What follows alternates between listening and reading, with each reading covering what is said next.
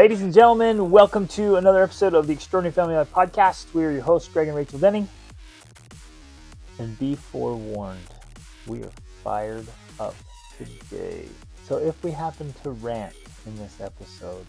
Don't we rant every time? Yeah, we do. I don't know what it is. Some days I just feel it. Like it's in my bloodstream today. And I know where it happened. It happened this morning.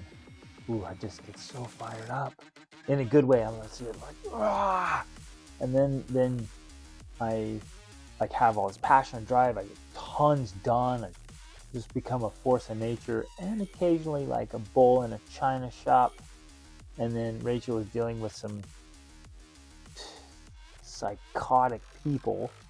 Who are renting our Airbnb. None of you. It's none of you who are listening or are followers. Just craziness, and you're like, are you kidding me? So that just gets us fired up. And we get extremely passionate about the principles and practices that just work. And I'm sure maybe you do this too, where you actually get upset and I was going to bothered. say that actually, and this is, I don't know if this is one of our weaknesses or strengths. Maybe it's our strength. I don't know, but we sincerely get, I would almost say, angry at, not at people per se, but at situations. We will get angry that people do things that they do, that especially when I feel like they're sabotaging themselves. Yeah. Or their children. Or their spouse. Or like even this silly example here with we have a house in Guatemala and we rent it on Airbnb, and this woman who's renting it, she's renting it in her name. She's totally being used by this guy because she rented it in her name, but she's in Florida. And then she lied to her us boyfriend. All the time, like, oh, I'm on my way. And now we realize she never had any intention. She was renting it for some dude. She rented it for a month. She never showed up. Instead, her boyfriend went. Well, who knows who he is? But just some guy who's using her. And we just get so mad. And we're like, why? Have some confidence. Have some belief in yourself. Have some standards. Like live a life that's meaningful. And don't get used by people. And you know, we can tell that it's a being used type situation because she's paying for it. He has no Airbnb profile, right? He brought stuff and he's trying to sell it to us. Yeah, no income. He's just one of those special people that...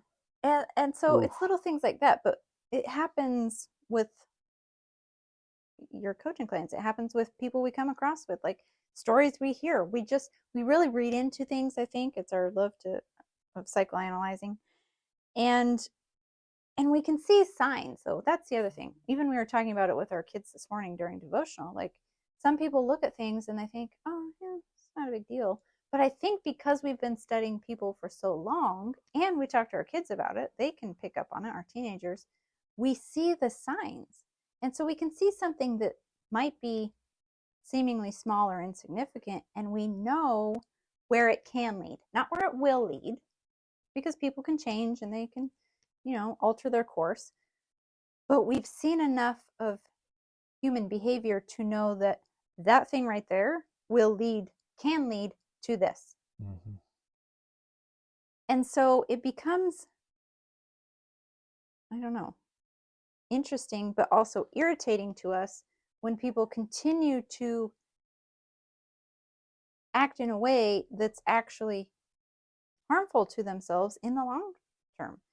And yeah, we just get fired up about it. Well, I'm sure you listeners do too, right? You see it, you experience it. I would be interested knowing that. Yeah, that's true. No, but you've seen it. You get irritated when you tell like people, either consciously or subconsciously, they just continue to wreck their own relationships, or ruin their habits, destroy their business. Like I hear these stories every day. I hear stories like this, like, oh, somebody just because of a temper or because of ego or pride, that they wreck a relationship, a business, a community, a NGO. You see it all the time. It's like, come on. Well, I think the ones that drive me crazy the most are the and I always forget the term for it, but it's the unconscious incompetence, right? So there's this whole pyramid of competency, I think is what it's called. And at the top, you have unconscious competence. That's something like, once you learn how to drive, you're basically unconsciously competent. You can drive almost without thinking about it. But at the very bottom is the total incompetence, but you're unconscious of your incompetence. You're so incompetent that you're clueless to how incompetent you are. And it's interesting that those are the people who actually think they know the most. And they've, like, there's all types of studies about this. They have a term for it, but it's the most unconscious and incompetent people who think they are the most competent people. It's the Dunning-Kruger effect. Yes, thank you. It's a study they did. With those people at the lowest level, I have more grace for them personally. I'm like, okay, well, I get that you have no idea. Like, maybe it was your upbringing, maybe it's experiences, like you just don't know. But it's the next level up that gets to me, the conscious incompetence. Well, except, no, I think that there's a difference there, because I'm thinking specifically of certain people. There's these people who think they know it all. And so their marriage is suffering, their children are a disaster, and yet they think they don't need any help. And how dare you tell me that I need to improve, because I already know. I already get it. I already understand these things, and I don't need help from you, and I don't need help from anyone else. I don't need a coach. I don't need self-help stuff. They're so blatant to say, I don't need a coach. I could be a exactly. coach. And their life is a disaster. And you're like, are you kidding me? Those are the ones that drive me crazy, okay? And I would say that results don't lie, ladies and gentlemen. Exactly, right. If you could be a coach, then you're going to have the results. You should have the results. There are too many coaches out there. Plenty of coaches who want to be coaches and some kind of career have no results to vouch for them. But I could rant about that. Coaching is not a career. Right? It is not a career. This isn't like, oh, cool. This is a job possibility. Right. No, it's not. Yeah, it might be after 20 years of you getting real results. Exactly. Then maybe. Right. Okay, well, I won't get off on that one. So in my mind, that type of person is not a conscious incompetent. They are unconscious because they think that they know the answers and they don't need help, and the fact that they could be a coach. And this is legit. We know people. This was from years ago, yeah, you guys. A long time ago, but we've met there's multiple people like that we've met over the years, but that's my point. Those are the ones, and I don't know why. And I've asked myself this many times. I've asked you this. Why do they drive me crazy so much? I don't know. Probably because we've been that person. We definitely have, for sure. I know I have. Oh, like, absolutely. You're like, oh, are you kidding me? And maybe having been that person and grown out of it, it's almost despicable. Like, oh, it's so it's so disturbing, because you're literally sabotaging your own happiness. And it's such a deep incongruence. Yeah. And well, in what way? Well, what you want, and are professing to be or have, is so off from your actual behaviors and results. Right. That's what it just seems so wrong. I think it's just in our DNA. It seems so wrong to no, this is what I want and this is what I'm going after, and yet chronically, consistently, we do things that sabotage those results. Right. We actually participate in collusion. Yeah. Collusion is where I'm creating the very thing I don't want, the very thing I'm trying to avoid. Right. And I'm actually participating wholeheartedly. I mean, if I'm consistent in anything, I'm consistent in my own collusion. Exactly. Right? That is infuriating at a soul level. Right. And I think deep down, people realize that, and they despise themselves. They loathe themselves. Right. Because they are loathable, and not that it's not that they're not lovable. We are all human beings that have intrinsic value and worth. It's not that, but it's this you're doing things that are detestable. Yeah. And I get that people get stuck there. They're not sure how to get out of it, but We've been stuck. absolutely. The first step to getting unstuck is admitting your own unconscious incompetence Yep. and saying, becoming consciously aware of your incompetence. That's how you move up the pyramid of competence. You Yep. have to become consciously aware of your incompetence and say, guess what? I don't know. Yep. I need help. I need help. Right. And then you can move into the next level, which is conscious competence. And there's something really fascinating about that, particularly in our society. There tends to be this, well, it's kind of weird. We're really in a strange time in the history of the world, because some people are just airing all their stuff online. They just turn on the camera and tell you everything. Mm-hmm. You're like, whoa, too much. But then there's because also there is a place where that is there's way too much. You're like, well, no, like you share that with somebody that can help you, not with like just 20,000 turn people. online. Like you go live. I've met people, they go live. They turn on their live at 3:00 in the morning when they're just ugly crying, and they tell everybody everything. Strangers, like a form of counseling and therapy for them, because it seems therapeutic, but there's no actual help. There's no therapy. That's why I'm saying it feels like that to them, because they don't have anyone else to turn to or talk to. And many people learn and process and think by talking, like especially it's true for men and women, but I think especially for women, they think while talking. And so they're processing information and they don't know who else to turn to. I'm imagining this is why they do it. And so they turn to Facebook or Instagram. Unbelievable. And, it's their way of trying to work through. Well, the examples I know of, they're not working through anything. They're just, I don't know. Like I know specific people I've met that they're using it to build a following. Yeah, I guess that's true. It was bizarre. Anyways, that's not what I'm talking about. In the name of vulnerability. Yeah, exactly. And it was like, oh, that's so great. You're like, what? That's not healthy at all. Or inspiring. No, inspiring. So what I'm talking about is this group that I don't know why it is. We love to just put up this front. Actually, I think I do know why it is. We put up a front and a facade, a mask, and we're always like, no, I'm fine. Well, that's the other extreme. How are you doing? I'm fine. How's everything going? It's great. How's your marriage? Fantastic, when we know really it's struggling.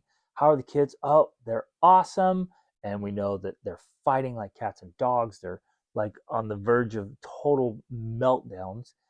Some of them might even be suicidal, or there's a lot, just horrible stuff. And we still want to say, we're great. We're fantastic. And we want to put up this front to the outside. It's like those, it's like Rachel and I, we, in all of our travels, we've been through some cruise ship towns.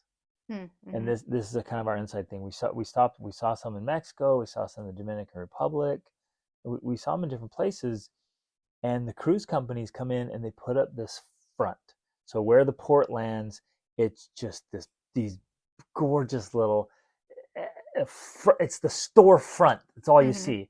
And it looks amazing. You pull up in the yacht or the cruise ship and you're like, what? This place is awesome. And it's like just perfectly manicured, the sidewalks and the streets. It's all painted in beautiful colors, and they have little fire hydrants and little gates, and it looks like you've just landed in paradise. And one street back, two at the most, is the reality. Right. And it is dirty and filthy. There's no sewage system. There's no garbage system. There's definitely no fire hydrants. There's no infrastructure. Right. And they just put up this front to make it seem like this is great here. And the first time I think we saw that was we were actually living in the Dominican Republic as expats, and one of the nearby towns was a cruise ship stop. And so we lived in we didn't live there, but we lived in the real Dominican Republic. And then you go there and here's this nice, beautiful little, and it literally was like this. It's not cardboard, of course. It's wood, this wooden front. That's all it is. It's just all a front. Yeah. And behind it was just regular DR. Yeah. And so to see it in real life and experience it there by living there and seeing it and like, okay, this is a total joke. And then other places in Mexico where, it was like a pop-up city. It would pop up for the cruise ship, and then the cruise leaves and it goes back to normal. Yeah. And when you're there, because we would be there, and we'd see the cruise ship roll out at 5 p.m. and then everyone whew, back to normal life, and it was like, oh, it was charades. It was just this total facade. It was crazy. Anyways, but we do that as people too. Right. So And there's these two extremes. yeah. The one is this total open vulnerability, crying online for thousands of people Who can't help you. who can't help you, because it's not that there's inherently anything wrong with crying or being open and vulnerable. But the point is, you should be that way with someone who can actually help you. I think that was one of the most important lessons I learned early on. Right. Because again, I'm out on my own. I'm trying to figure out how to do life. And I remember coming across a book, or like we listened to books on tape, like cassette tapes. Like there were like 16 or 24 tapes, and I listened to them.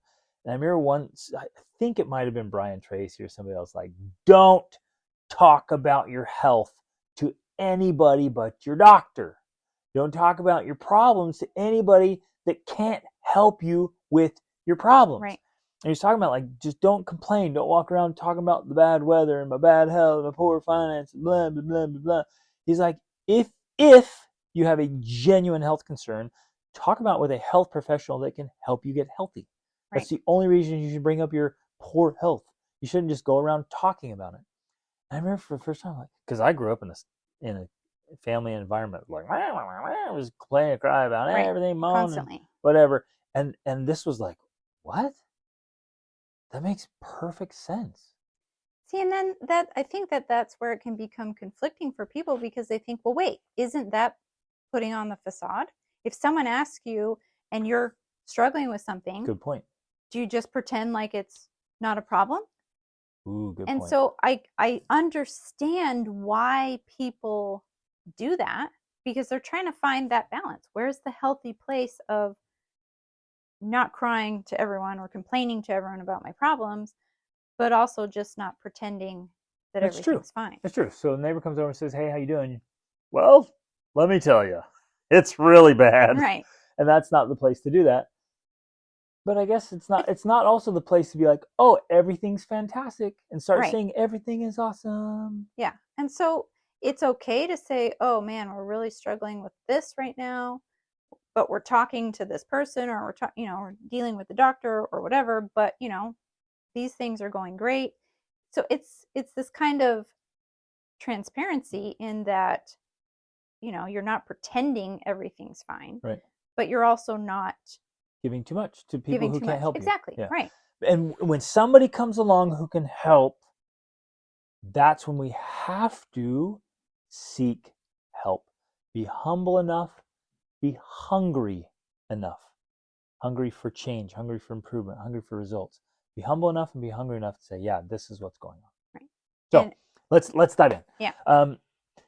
We're already way in. You guys already have your waders on because it's deep. So got an awesome question today from a traveling family, and they said, how, like, we're traveling to a new place, and like our kids are struggling to get settled into a new place. It's a new language, a new environment, new culture. They don't know anybody. They're trying to make friends. Like, everything's different. Food's different. Everything's different. And the question was, well, you guys have traveled so much, been to so many places. How do you help your kids kind of settle into a place to feel like home? It was a genuinely awesome question that we'll answer today. But more important than that is it sparked something for me, and then I shared it with Rachel, about this whole idea of creating an environment in your home. Well, no, I won't say home, because it's actually completely location independent. And I want to emphasize this so much. A culture in your family. In your family. It's in your family because it is completely 100% location independent. Meaning you can take it with you. You can take it anywhere. People think, no, the only way to have stability, the only way to have a solid family is if you stay in one place, or you move every year, or you stay. But people come up with all these rules that are absolutely irrelevant and junk. Because if they were true, everyone who did that, everyone who stayed in one place would would have a have stable family. rock solid family results. Right. And they don't. Right. Not everyone who moves has great family, and not everyone who stays put. So you look at families that they've been there the entire time, raised their kids in the same home the whole time, and the family is a wreck. And then they're out traveling, and family is a wreck. But then also people who are rock solid and have great results. So it's completely location independent. It doesn't matter where you are. And it's based on these set of principles Yes. rather than on whether you move or don't move. Exactly. So what we want to talk about today is how do you create a safe but thriving, actually, okay, I'm gonna do this. I'm gonna throw out a little dichotomy here. It has to be safe and unsafe. Mm-hmm. It has to be. And we'll get into that because you'll be like, what? Why would I want an unsafe environment? Well, because you can't have it be only safe. If it's only safe, that's dangerous. That's dangerous. It's naive and extremely dangerous. It can't be just certainty. There has to be a lot of uncertainty. Mm-hmm. But it can't just be all uncertainty either. There's got to be certainty. It can't just be comfortable, because some people are like, I got to have my comforts. If I feel comfortable, then I'm good. But it also has to have a good mix of discomfort, because you can't thrive. You can survive, but you can't thrive. And so it's going to create these dichotomies, and we got to have this going. And it's really built on principles and practices, on systems and strategies that whether you're living on a boat, as some of our clients are, or living in an RV, as some of our other clients are, or you've got a huge ranch in the middle of nowhere, or an apartment downtown in one of the biggest cities in the world. It really doesn't matter. You have to create a space where you, your spouse, and your children can thrive. Now, I get so fired up about this because I think mostly because people are not intentional enough about it. We're not strategic enough about it. We go along, I guess most of it's unconscious. We're just like, well, it'll work out. No, it won't. And then if they become conscious, they're like, well, I hope it works out. And hope is not a strategy. I get so sick of, well, hope it works out. No, man. If you hope anything works out, you're in trouble, because hope is not a strategy. So then they're like, well, we'll just be good people and it'll work out. No, it won't at all. I don't give a crap how good you are. If you don't have the skills to do specific things, all of your goodness is irrelevant. You can be super good and your kids will still turn out really bad. Oh man, here comes the fire. You guys ready for this?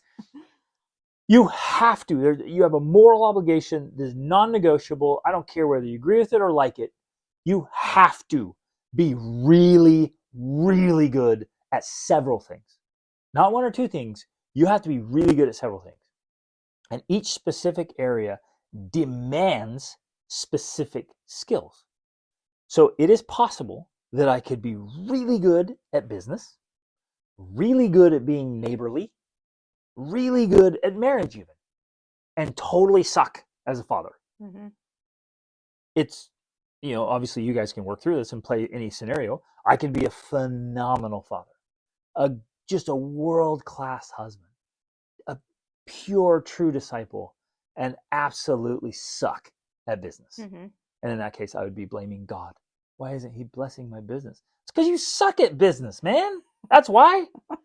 Right? Or you suck at fitness and health. Like, every one of those demands very good skills in that thing. So I don't care how good you are and how much you love your spouse and kids and how much you're providing and just crushing in the business world. If you don't develop the skills to be a world-class spouse, your marriage is going to suffer, period. And all of those skills, like in parenting or business or health and fitness or spirituality or social skills, they won't help you. I mean, they help a little bit. There's a little crossover. But all your social skills won't fix your marriage. You got to have marriage skills. And man, And now if people don't know that, it's like, okay, you get a little bit of a pass, but you have the responsibility now to find out. Right. So if you don't know, then your responsibility is to find out. Now, if you find out and you don't do it, that's on you. Mm-hmm. And if you're going along just hoping it works out, or hoping things happen, or I'm so busy, I was already so overwhelmed, or I had to grow my business. No, man, no. And I was about to say you chose to have kids. Maybe you didn't choose to have kids. Maybe you got pregnant. Well, you chose to have sex, and sex produces children. So if you chose to have sex, right there at that moment, you have chosen the responsibility, mm-hmm. the moral obligation to gain and develop the skills to be a world-class parent, period. Amen. Full stop. There's no getting around that crap. Agreed. I need to take a couple deep breaths here. Whew. Still love you, but I love Rachel. I'm talking about you, listener. I still love you, listener. But I've got to be straight with you. And because I love you, and because I want you to succeed, you have to hear this and realize, okay, there are very specific skills I have to work on if I want results in those areas. Right. And of course, we have to want good results in several areas because there's no other option. Well, I think the problem is not that people don't want good results. They do. What they don't want is the work required to make them happen. Nobody does.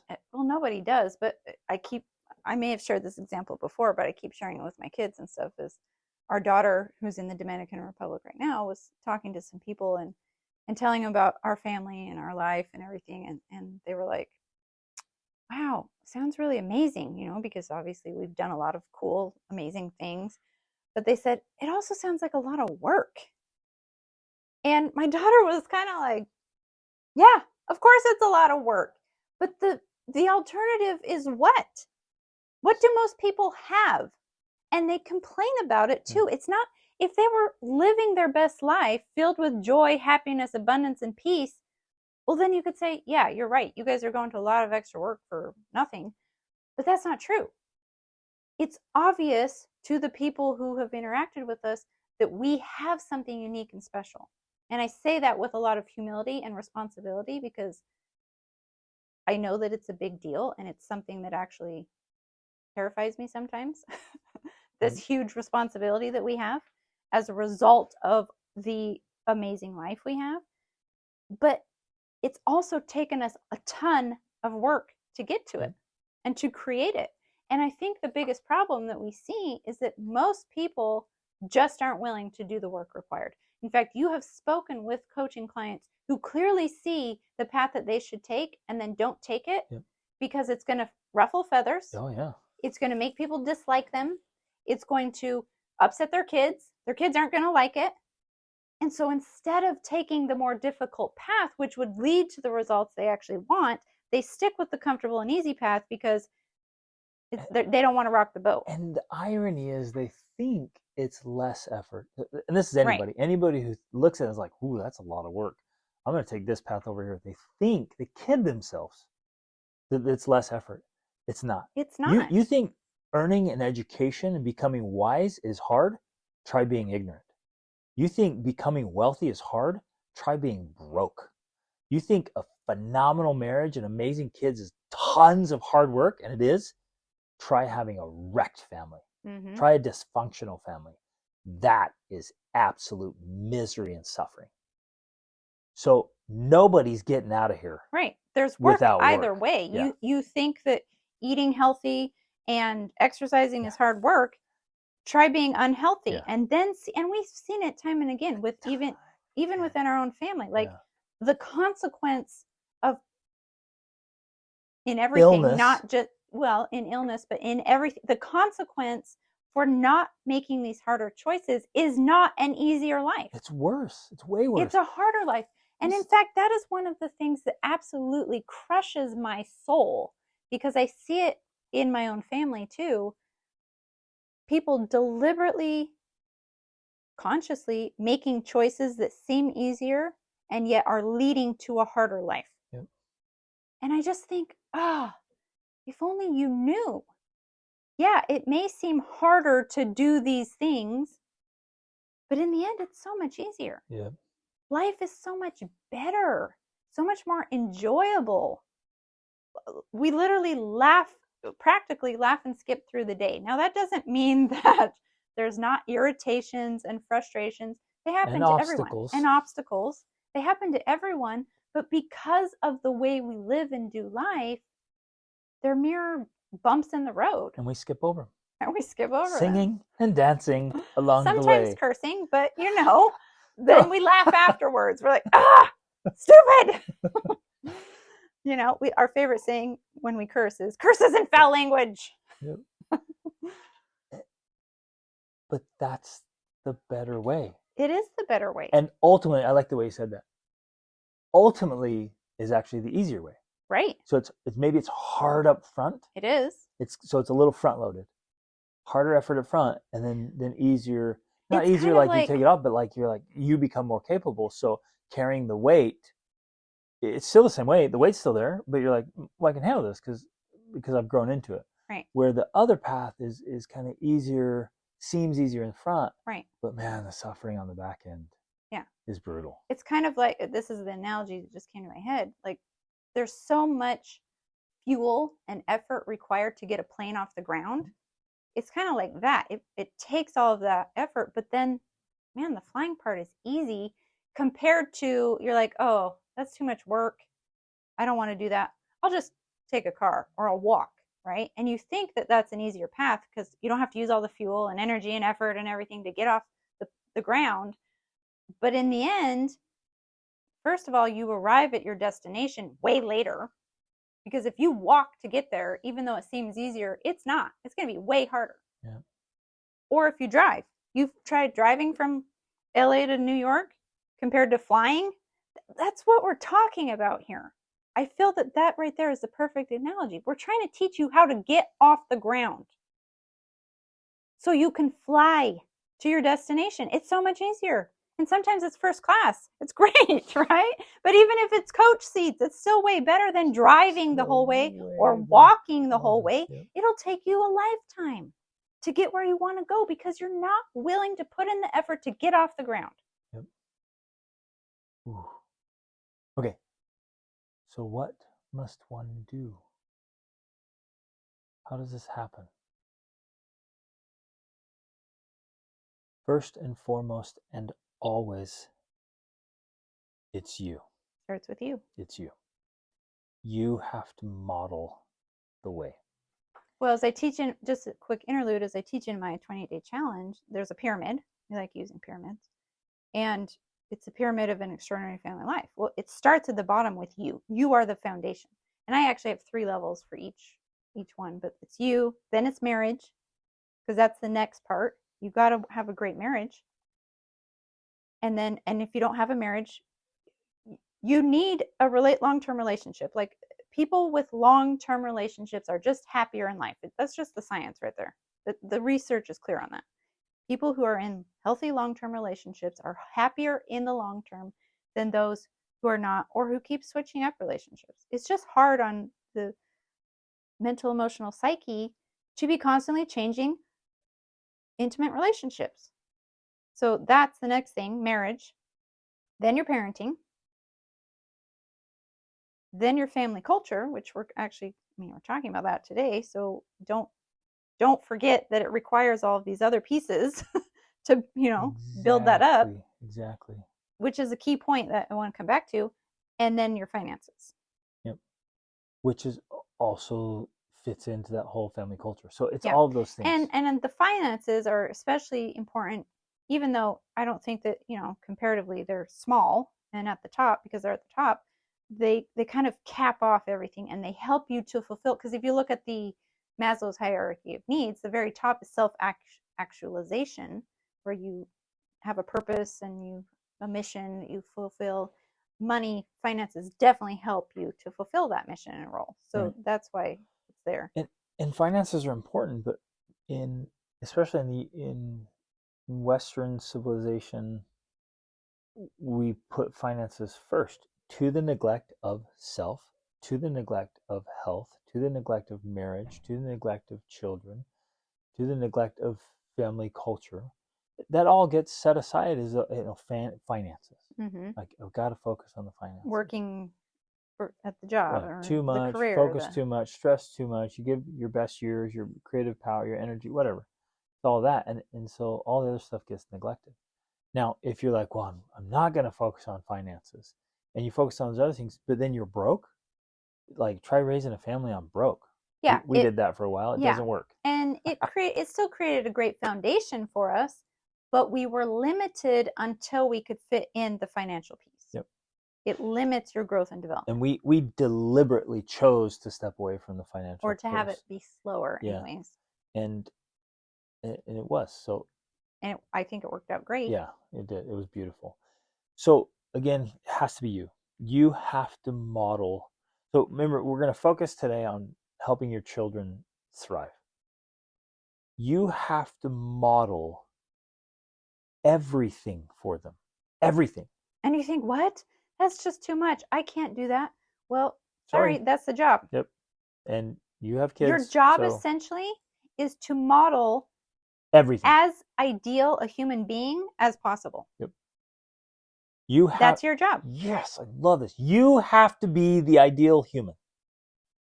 If you're a woman, the ideal woman. If you're a man, the ideal man. And you need to show them. They're going to see it day in and day out. They're going to see behind the scenes. You can put on this little act for the neighbors. You can put on this little show at church or at work or wherever you go out in society. Your kids see it all. They have to see the authentic, the real, ideal man or woman in the flesh up close. And that does not mean perfect, no emotion, no distress, no frustration. It doesn't mean all of that. It means that you model for them how to go through and handle those emotions. You're going to experience anger. You're going to experience frustration, depression, anxiety, all of these things. You will experience those. So model for them how to handle it well. Exactly. And how to not stay stuck in there. One of the problems, of course, with depression and anxiety is that people take it on as an identity instead of seeing that it's simply an emotion that you feel and should pass through. It's not meant to be who you are. Right. It's just something that you feel. Yep. And so whether you're overwhelmed or you experience a huge setback or failure or disappointment, how are you at handling disappointment? How are you at handling unexpected setbacks when things just fall apart? How are you at handling chaos? How are you at managing and directing and mastering and controlling your emotions? And do you articulate it when things happen? You don't have to put on this fake smile like everything's great. I'm not going to tell the kids that I'm actually dying inside. Say, no, like I'm really struggling right now and I'm working through this. And we've done that deliberately since our kids were really little. Yeah. But of course, we do it at an appropriate level. You don't give your 6-year-old more than they can handle. Like you share, but appropriately. Yep. I'm not going to hide it from them. I'm going to say, yeah, man, I'm really struggling with this thing happened and I'm really struggling with it. And that's it. But if they're 16, I'm like, hey, here's what happened. Here are the details. This is what I'm feeling. And this is what I'm doing to deal with it. Right. Well. And so I'm working through that and letting them know I'm modeling how to be a man. Mm-hmm. And Rachel's modeling how to be a woman. And we're showing them education. We're showing them health and fitness. We're showing them social skills, financial skills. We're walking through every bit of it, striving to be the very best version of ourselves. That is the fundamental piece on which all of this is built. Right. And so, in this question that you received, the way that plays out is, and I think it's applicable for us too, because we just moved to Portugal, although obviously we've traveled to a lot of, I've been to 50 countries and our son has been to 49. But it's a new country. We don't speak the language. Yeah. And like I'm going to say, culture shock is real. I think especially when you move to a place and you're going to live there, I know I've been dealing with it. It's a real thing because you're not used to how things are and you're frustrated by this or that or the other. You don't always understand what's going on. You don't understand the customs, how to pay the bills, where to pay the bill, like all of these things. It's a thing. I dealt with that today. It Yeah, was so exactly. frustrating. Well, and we had the power go out the other day, and we didn't know if it was because we didn't pay a bill because we had something in the mail, but we thought it was automated, and then it turns out it was a neighborhood thing, and then like on and on. And so there's these things that happen that are real that can be frustrating and annoying and whatever. And so in that type of situation, we're talking through it. We're walking through it. We're verbalizing and vocalizing for the kids and talking about, oh, this or that, or this is frustrating, and that, how can we solve it? And at the same time, modeling how to go through this process. And so part of the answer for how do we do this for our kids and create well-adjusted kids no matter where in the world we are is modeling this process of handling life's challenges, essentially. It's to be a well-adjusted person. Right. And I think the biggest problem is people, first of all, aren't aware enough of how to do that. They don't know themselves. And then they don't know how to talk about it or do it with their kids. It's almost like I feel that, and maybe this is inaccurate, that a lot of families, it's almost like they live in these little insular islands within the family. Mm-hmm. So they're all in the house, but they don't really talk about, especially anything that's deep or meaningful or distressing or upsetting or whatever. And so the only time they talk about it is when someone explodes or has an episode or gets upset, and then it has to be dealt with because it's right there on the surface. When our approach is always to deal with those things when they're small. When the irritations and frustrations and annoyances are small, that's when we talk about them. We don't wait until they're big. And that's not to, make mountains out of molehills. What? Molehills? Mountains out of molehills? I'd rather make molehills out of mountains, personally. Let's just take this mountain, size it down a bit. Well, exactly. And I think that is in essence what we're doing by addressing things when they're smaller, because I feel like they become mountains when they're not addressed. Yep. When you don't talk about how you're feeling about something or what's going on or just regular topics. And it depends on the family. Some families will never, ever talk about sex. They'll never talk about religion. They'll never talk about money. They'll never talk about politics. Like, they have these things that are just like, oop, that's just off limits. Mm-hmm. I'm like, how are you supposed to educate your kids about these things? How are you supposed to live together? Right. And we talk to couples. They're like, no, we never talk about sex. Right. We never talk about money. Like, oh, no, you can't bring that up. We never talk about health. Why? Well, if I bring up health, if I suggest that she's gaining a little weight, like, how do you live together if you can't talk about health and money and sex and what in the world? I thought it was so funny the other day because we do this question book. It's like 365 questions, one a day, and our kids love it, especially the younger kids. And we did one of the questions, and it said, who or what helps you to feel better when you're discouraged? And it's year by year. So it has it for 3 years in a row. Now, we don't do them all, but, we skip years sometimes. But we answered the question, and then I went back and read from the previous year what we had written. And that's always so fascinating, entertaining. And so for this year, Greg had said that I'm the one that helps him to feel better or cheer him up when he's discouraged. And then for the previous year, he said good books, good food, and good sex, right?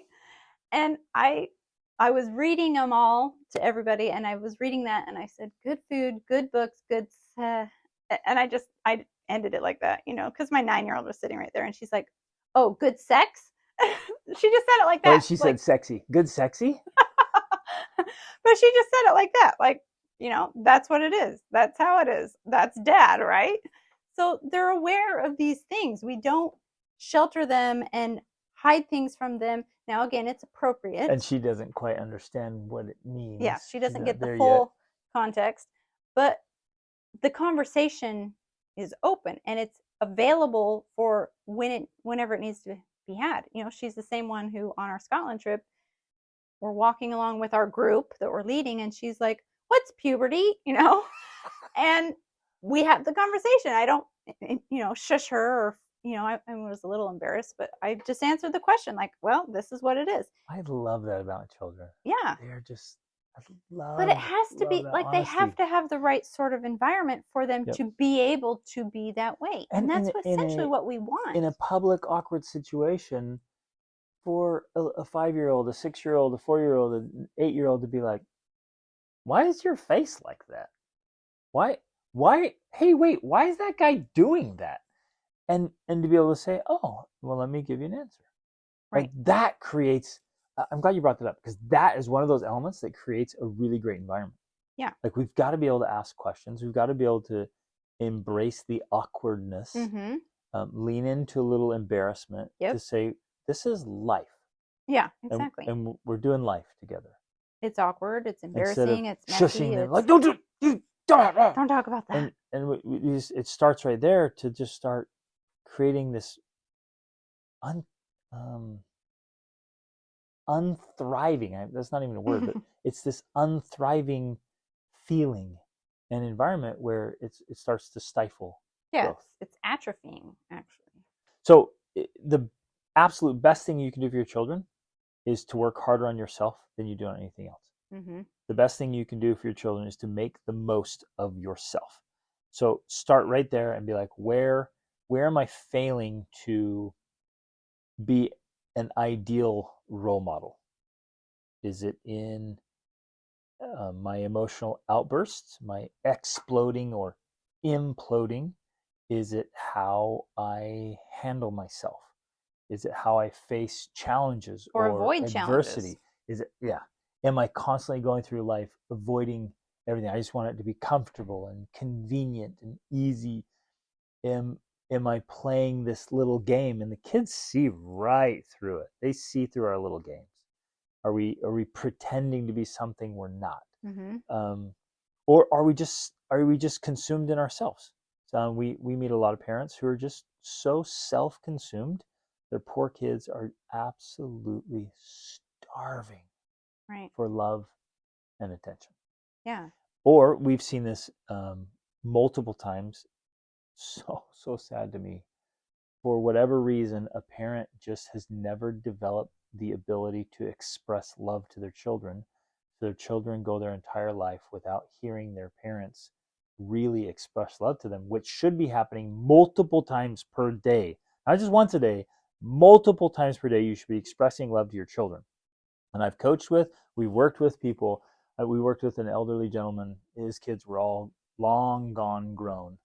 And he, in just huge sobs of remorse. Do you remember this? Just touched my heart. Just sobbing and weeping about how much he loved his kids, but he just couldn't bring himself to express love. He didn't grow up like that. He didn't know how to do it. He just felt like he wasn't capable of just telling them that he loves them and how it just hurt him so bad and how it had hurt them. Mm-hmm. And that's just one simple example. If you're not expressing love sincerely to them and then showing it, backing it up with your actions and your attitudes, that's self-sabotage right there. Yeah. That gets me fired up, man. And ultimately it's those types of things that are what make the difference in creating this family culture that we're talking about, that's location independent. Because if you have this family culture where you express love, you can have conversations, you can talk about things, you can be awkward and embarrassed with each other if you need to. When you have that, it doesn't matter where you are in the world, you know, it's the cliche of like home is where your heart is. Like you have home with you. And we know that from experience because it doesn't matter where we are. Our family feels like home wherever the family is. Whether we're And on a we can be boat in or an in an RV or a Airbnb tent. or a hotel and we can say, let's go home. And home is wherever we sleep together, sleep in the same place. You know, it's because we have that with us. We have that family culture that we carry with us wherever we go. And again, our kids are watching us.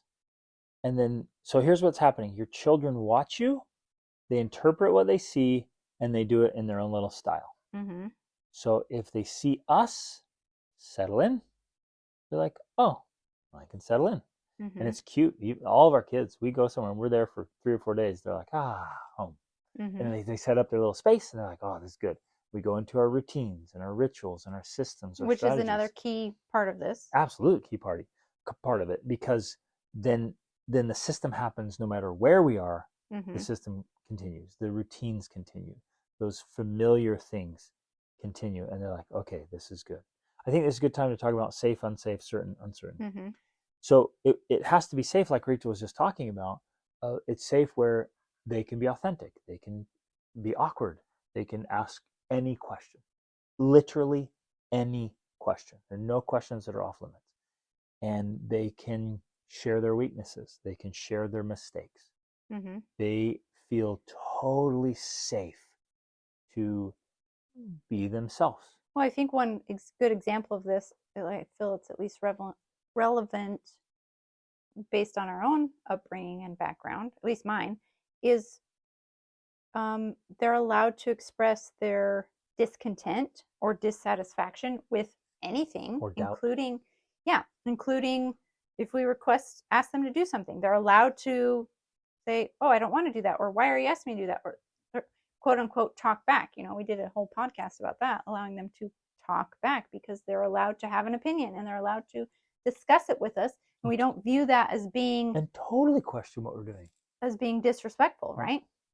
But they're also allowed to say something like, well, I don't want to go to church, I don't like going to church. Like, they're not afraid to tell us those things because they know we're not going to overreact or get upset or respond negatively. We're just going to be like, oh, okay, really? Let's talk about it. Tell me why.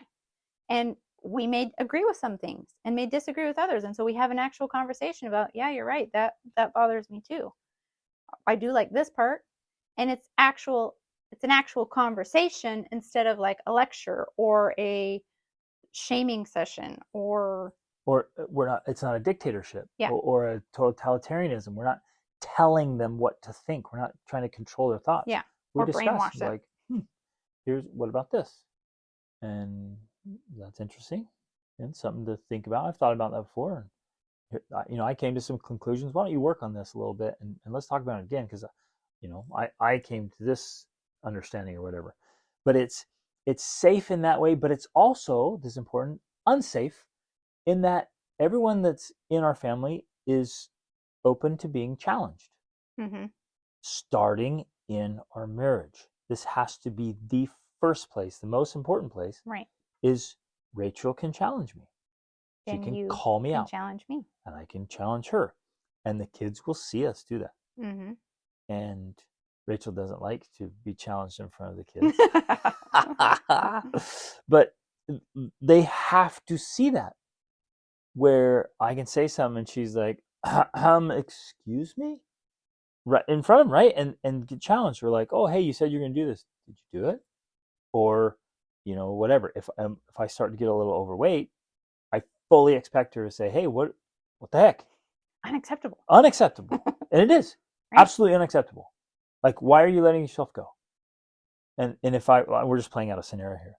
Well, babe, I'm so busy and so stressed. She'd be like, welcome to my life.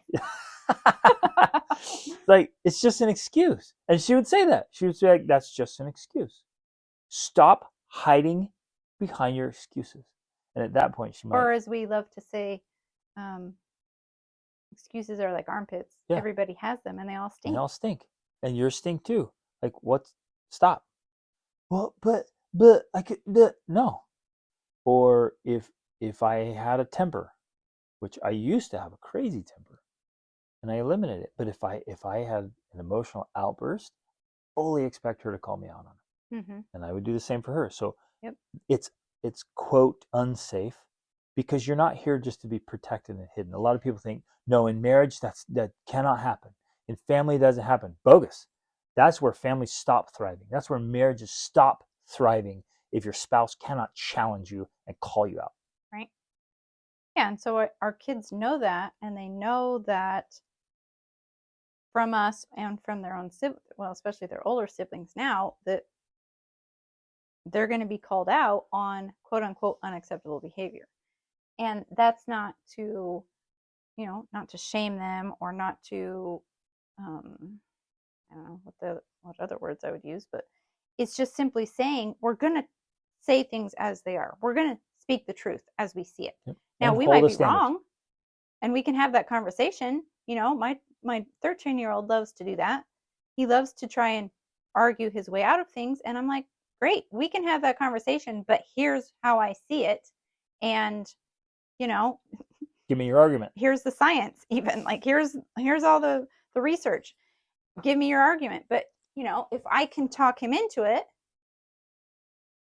he's going to agree with me. And that's one thing our kids have said, is that they love that because we do use logic and reasoning to convince them that, well, no, this is the higher path, and here's why. Not because we have high expectations and you should live up to our expectations, but if you have high expectations for yourself, this is the way you want to live, because that's how you fulfill your full potential. Yep. And it always based on what kind of person do you want to be? Who do you want to be? Right. And we never ever say, well, do it because I said so, or because that's just the way it is. We don't do that. And so it's a place that is totally safe, and we've built up a massive emotional bank account by making lots and lots of deposits. And it's unsafe in that, yeah, we're going to challenge you, and we're going to hold some crazy high standards around here. We're going to invite you to join us, and we're going to use all of our persuasive skills to get you to choose to hold that standard. And our kids readily, joyfully choose the standard. They choose to join the challenge. I guess that's where it's also unsafe and uncertain, is we take on challenges.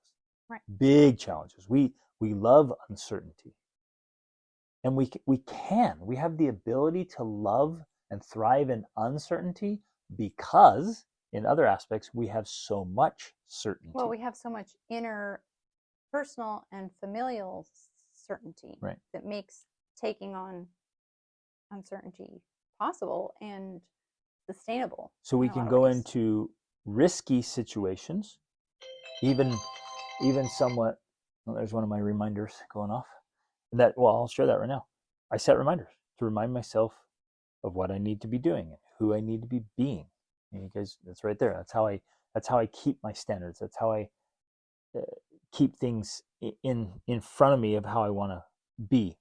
But we can go into risky or dangerous situations because we have acquired knowledge, experience, skill, competence that mitigate those things. So the certainty of competence lessens the uncertainty of some risk or danger. Right. One of the things I've been thinking a lot about, I think at least the last couple of days, is this idea of having higher standards, because I think that, you know, there's this whole message in the world, and you get comments on Instagram on some of your posts and stuff about, this is just too much. Yeah. We're just expecting too much of men or whatever. And the reality is, no, it's actually the opposite. We're not expecting enough of ourselves, of our children, of each other. I think it's actually when we expect more that we find more happiness. When we start to pursue those higher ideals, we actually feel more purpose and meaning and fulfillment, because we're like, yeah, this is right. I am meant to be more. I'm meant to do more.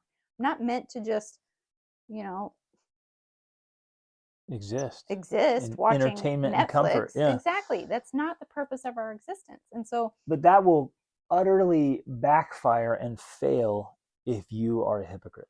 Oh, absolutely. If you tell your kids to run a mile but you can hardly walk to the corner. Exactly.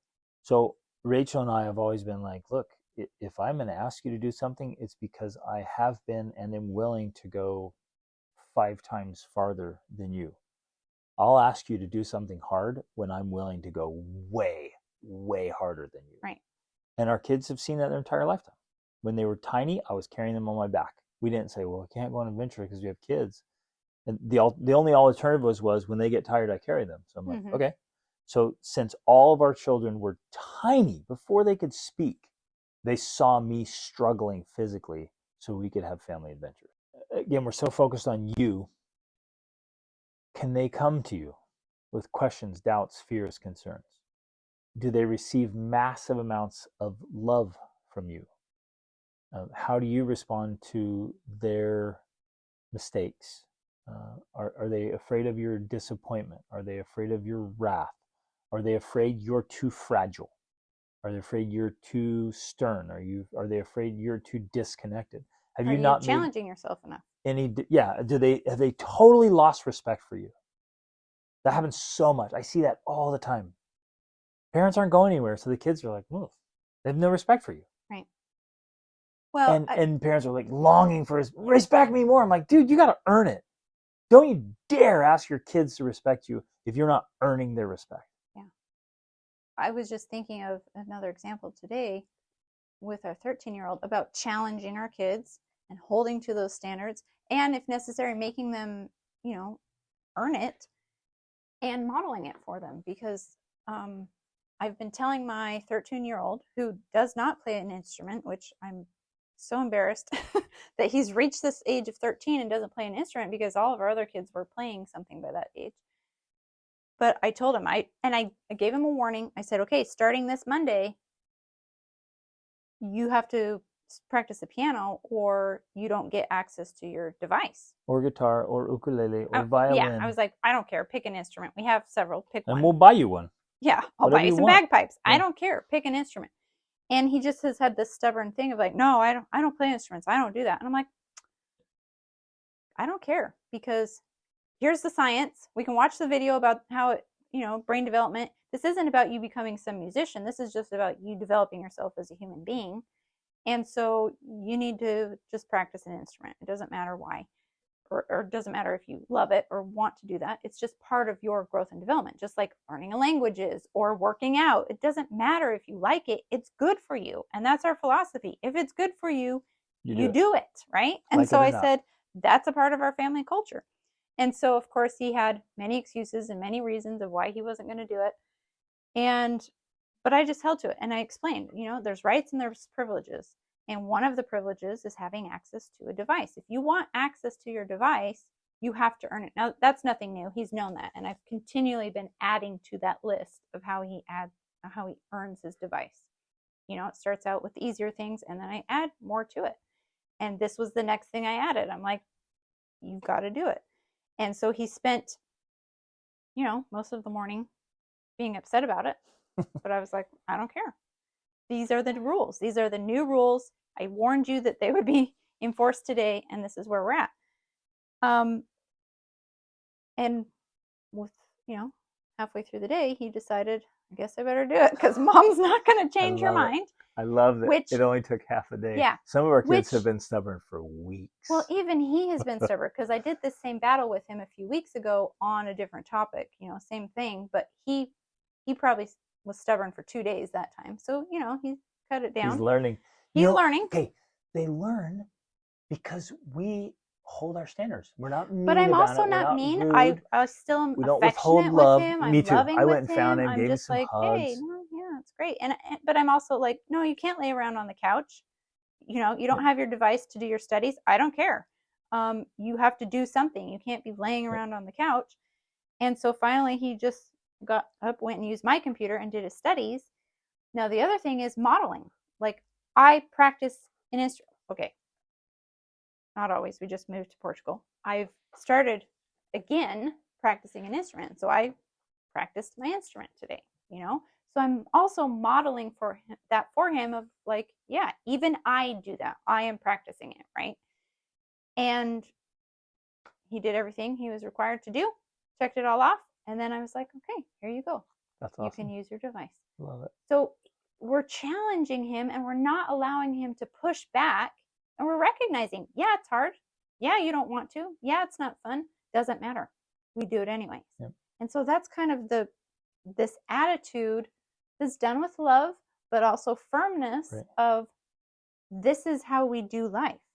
These are the standards. Yep. It's firm and it's kind, and it's done with diplomacy. And it's modeled. Yep.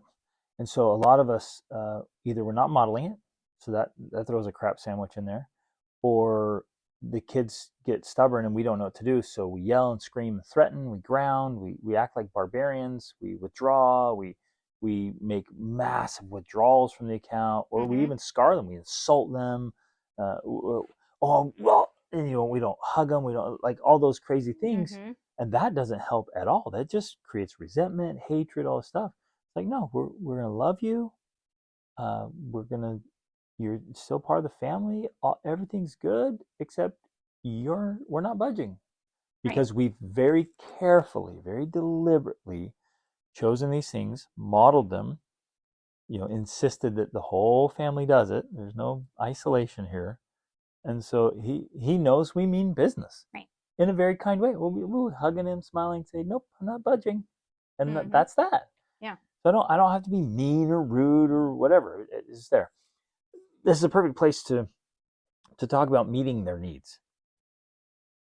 You have to have enough of you, meaning the well has to be full And overflowing. So you can give love and praise and compliments and safety and grace and just this overflow of just goodness. So all of your children's needs are being met. Now, we've done lots of podcasts with tons of training about human needs. There's all the needs from Maslow's hierarchy.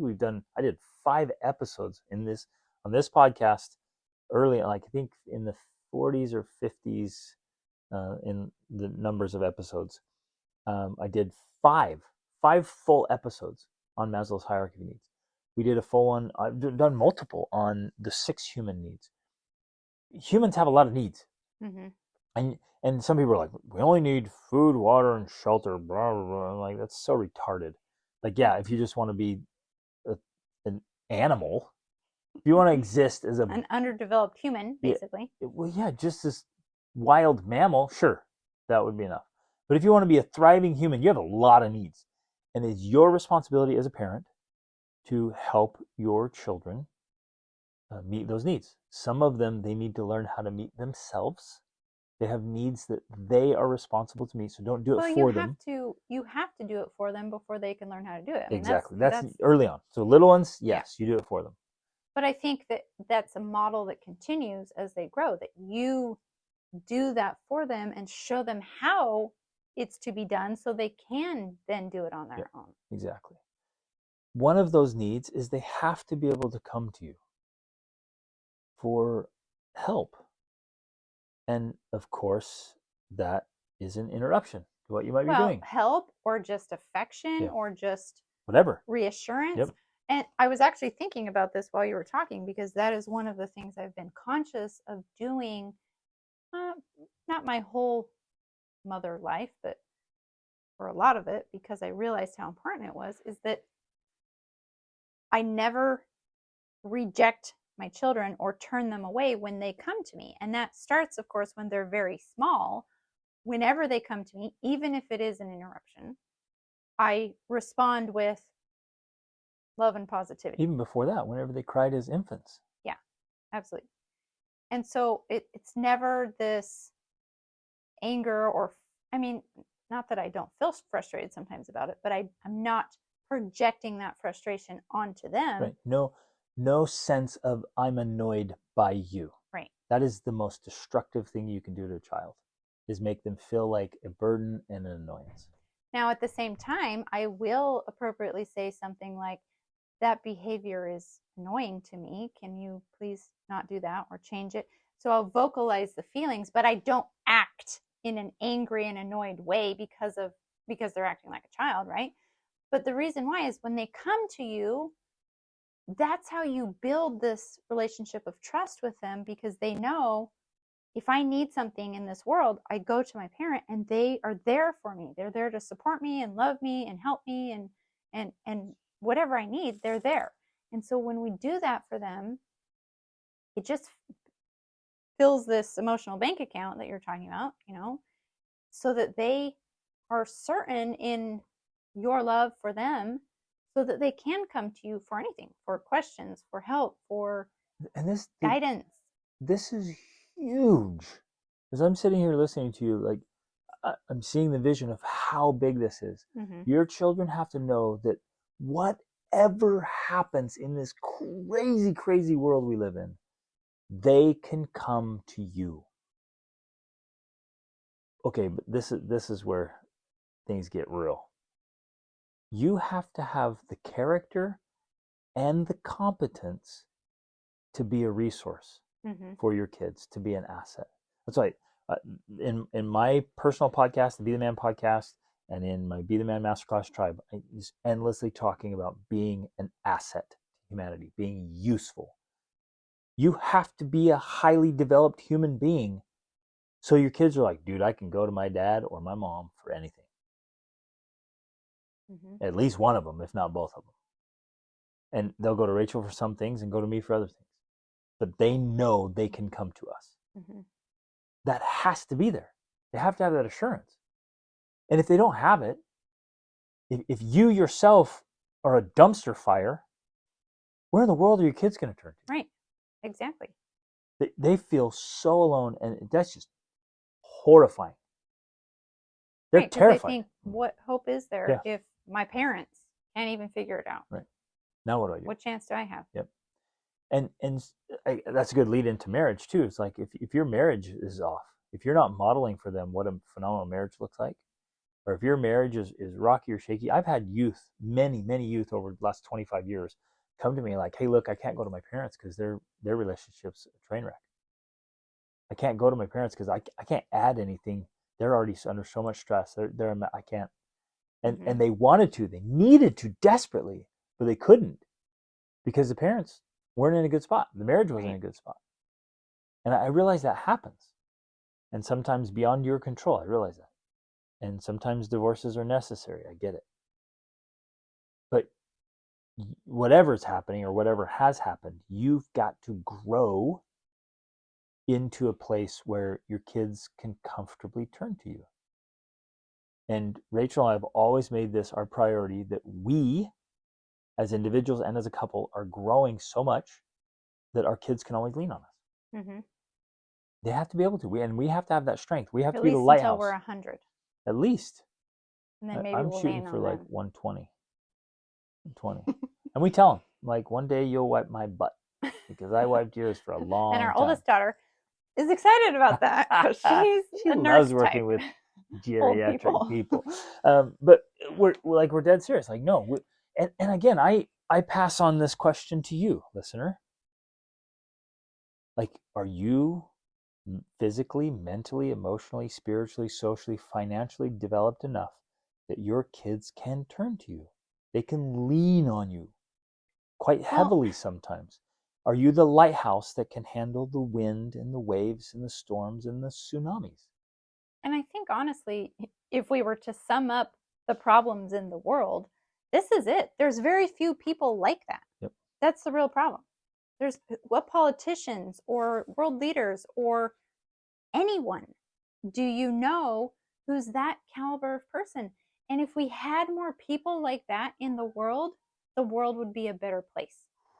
That's why, works like Gulag Archipelago by Solzhenitsyn are so important because he's actually he's talking about the Gulag and all the horrible things that happened during under Stalin's reign, and he spent time in the Gulag, but ultimately he said, I contributed to this.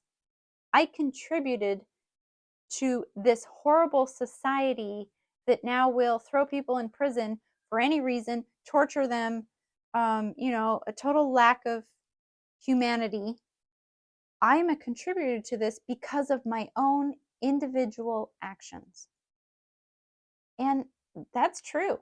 If we were all stronger individuals, if we were all assets to humanity, not just to our family, but we would then be assets to humanity.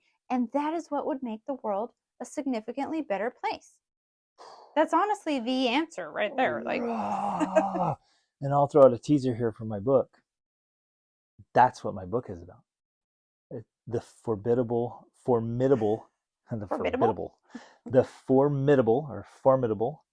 family man. And the world desperately needs more formidable family men who can handle it, who are dangerous when they need to be, but are also tender, right? And the world desperately needs men and women who can handle the storm. Mm-hmm. who can stand up. That reminds me of that poem, Good Wood, right? Mm-hmm. And they can handle the storm and the wind, and they can handle what's there. And so many of us are so weak Yeah. that we can't We can't handle even our handle our kids. own easy lives. Yeah, exactly. And our And kids' I mean, little that sounds struggles. harsh, but it's so true. We have easy lives. And all of our problems are Mickey We Mouse don't problems have for the to most like part. grow our own food and go hunting to eat. Well, okay, And let's drop this in there, because some of you are like, oh, you Dennings and your easy, comfortable, cushy life, you don't know my problems.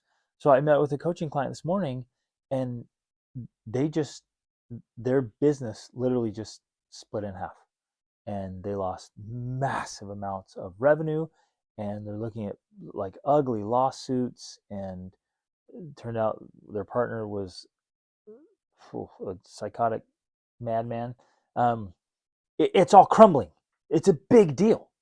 There's massive amounts of money, and like all these things they'd built and done is there.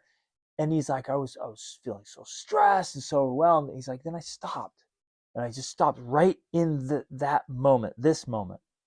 He's like, nothing's trying to kill me right now. mm-hmm. Nothing's trying to eat me right now. Nobody's dying. Nobody's dying right now. There's literally no threat to life or limb. Mm-hmm. Why am I getting so worked up? I might lose some money. Okay. I'm not being taken to a concentration camp, right, or some torture. or the gulag. The gulag. And that's the challenge. Like, nothing like that has happened for over 80 years. We don't know what that's even like. And so it's easy for us to complain about our little problems that are nothing compared to in that the perspective. atrocities of war. Right. Which last week I mentioned reading Wild Swans. And again, we have to realize that is happening right now. Yes. There are 40 to 50 million slaves right now. So yes, some people are experiencing it. Absolutely. As we speak right now. And maybe some of you listening have been through something like that. And so we're not trying to dismiss that. But for a bulk of us, even as hard as some of the things we've gone through, even me, I've been through some crazy, crazy hard things out on my own at 16. I mean, we went through some tough stuff. And even now I look back and I was like, yeah, even my hardest problems in this perspective were still Mickey Mouse problems. Mm-hmm. And it's nothing compared to that. And in fact, that's what got me through those hard times, was reading books right. like that. They're about, like, oh my goodness, those guys are facing the real deal. Right. So we have to toughen up, you guys. We've got to toughen up. We have to be more. And we have to do more. We have to put in more effort, more time, more intensity. Well, someone emailed me recently, and it was kind of about the trip to Morocco that we have coming up. It's going to be amazing. You should come. We're going to go to the Sahara Desert over New Year's. It sets new goals for the year. It's going to be awesome. And but go out into one of the most sacred and powerful places on the planet. It's true. And reevaluate all of 2023 and set targets and sights and visions for 2024. What better place than completely so far away from anything in society, far away from any light pollution. They're amazing. Unreal to see this, and the drumming and the singing. It's like heaven. So and yes, cool. Feel the energy and the spirit, the blue men, the Berbers of the Sahara. Yeah. While you get it really, clarity when we about were there, your life. When we were there before, I honestly felt this. It was almost like the womb of the world type thing, like this heartbeat of life. It's strange. I don't know how to describe it, but it was just this really almost primal feeling. Anyways, we're going there, but someone had emailed saying something like, we're nervous because we're already overwhelmed with life, and we don't really know if we want your whole level up to the next level challenge thing. And I'm like, I get it. But the irony is, the way to get out of overwhelm is to actually take on more. Because when you take on more, it forces you to grow. And when you grow, you stop being overwhelmed by those Mickey Mouse problems. Exactly. Your feeling overwhelmed by your problems because you're not a big enough person to handle them. So if you grow into a bigger person, you have more competence and you feel less overwhelmed. So Now, then there's always another level, of course, that you can then pursue, which makes you feel overwhelmed at first. The same thing. Then you grow into the person who can handle that, and now you move out of overwhelm. So you get out of overwhelm by taking on more, not taking on less. the way I see it, the only option that we have is to rise. Yeah. That's it. That's the only option. Any other alternative is so pathetic that it just leaves it. This is the only option to level up. Mm-hmm. And so, I mean, we could keep going for hours. As I think about this whole thing, maybe we'll continue this episode next time. But as I think about this, like what else needs to be done to have this environment where children can thrive? Well, we've only covered you and barely touched on marriage. Mm-hmm. And we got to keep going with marriage and family culture and finances. And maybe we'll do that. Just keep this going for next week because it's so big and so complex. We're talking about creating a family culture so that you have stability no matter where you are in the world. But yeah, most of the time we've spent today has been talking about strengthening you because you are the foundation. And we really can't talk about the specifics of the family culture until because you have to be that support. You have to be that strength. Your family is built on the foundation of you. Yep. And then you and your spouse. All the tools and strategies we could give you, which we will, and you can use them and get results, but they'll all be a little hollow. They'll all lack a little substance until you are full. And that's the problem with most parenting tips and techniques and hacks and whatever, is that you're trying to do something that's like only if potentially effective if you are an effective influencer. Yep. If you have the emotional bank account built up with that child, if you are respectable so that your children respect you and want to listen to you because they know you love them, that you love them and you listen to them and you care about them and you are someone that they look up to and admire and want to be like. It only works if all of those pieces are in place. And so if you just take it on its own, it's really useless. Yep. People will be, oh, I tried that, it didn't work. Well, yeah, because you're not the kind of person who can use that kind of tool. Exactly. The vast majority of parenting tips and tricks and all these parenting presenters I see, all these little strategies, like the image I have, and I have had for years and has played out as I saw it, is ultimately just straightening deck chairs on the Titanic. Mm-hmm. And that's what most of the parenting strategies are. Right. And it's ultimately because like it'll only work if you become the caliber of person that can make those things work. The good news is it's going to be really hard.